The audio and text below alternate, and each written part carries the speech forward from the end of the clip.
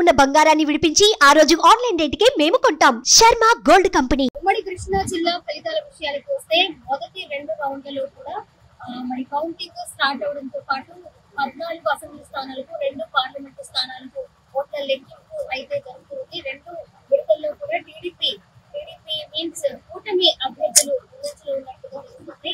మొత్తంగా మంగళగిరిలో లోకేష్ ముందంజలో ఉన్నారు. అలాగే పార్లమెంట్ సభ్యులు కేసినేని చిన్ని కూడా ముందంజలో ఉన్నట్లుగా తెలుస్తుంది. గుడివాడలో కూడా రాము ముందంజలో ఉన్నట్లుగా తెలుస్తుంది. ఈ నేపథ్యంలో 2 రౌండ్లలో కూడా ఉమ్మడి కృష్ణా జిల్లాల వరకు చూసుకుంటే మనకి కూటమి సభ్యులు ముందంజలో ఉన్నట్లుగా తెలుస్తుంది. మధ్యాహ్నం నాటికి తుది ఫలితం వెలువడే అవకాశం అంటే ఒక క్లారిటీ వచ్చే అవకాశం స్పష్టంగా కనిపిస్తుండటంతో కూటమి అభ్యర్థుల్లో ఒక నూతన ఉత్సాహం అయితే స్టార్ట్ అయింది. వాళ్ళలో కూడా ఒక జోష్ అయితే కనిపిస్తుంది. మొత్తంగా వైసీపీకి సంబంధించిన అభ్యర్థులు కావచ్చు, కూటమి అభ్యర్థుల్లో కావచ్చు, కొన్ని వందల్లోనే మెజారిటీ కనిపిస్తుంది. అంటే కొన్ని వందల ఓట్లలోనే ఆధిక్యం కనిపిస్తుండటంతో మధ్యాహ్నం నాటికి కొద్దిగా చేంజెస్ వచ్చే అవకాశాలు ఉన్నాయని వైసీపీ నేతల్లో కూడా ఒక ఆశాభావం అయితే కనిపిస్తుంది. మొత్తంగా అయితే చూసుకోవచ్చు, మనం 12 గంటలు దాటిన తర్వాత తుది రిజల్ట్, తుది ఫలితం ఎలా ఉండబోతుంది అనేది ఉమ్మడి కృష్ణా జిల్లాలో మనం చూసుకోవచ్చు.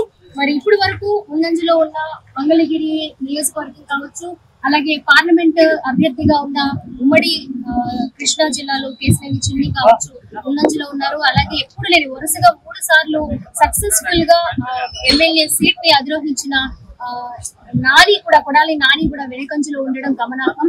గుడివాడ ప్రజలు ఖచ్చితంగా ఏ పార్టీలో ఉన్నప్పటికీ ఇప్పటి వరకు కూడా కొడాలి నానినే ఎన్నుకున్నారు. విజయం ఆయన్నే వరించింది. ఇప్పుడు వెనుకంజలో ఉండడం ఒక కొసమెరుపుగా చూడొచ్చు. మరి చూడాలి మరికొన్ని రౌండ్లలో ఏమైనా తారుమారయ్యే అవకాశాలు ఉన్నాయా, లేక కూటమియే విజయం సాధించి మరి ఇప్పుడు 2024లో సీఎం పీఠం అధిరోహిస్తుందా అనేది మరి కాసేపట్లో మనకు తెలియబోతుంది. కెమెరా కోసం కృష్ణతో స్వాతి, సుమన్ టీవీ, విజయవాడ.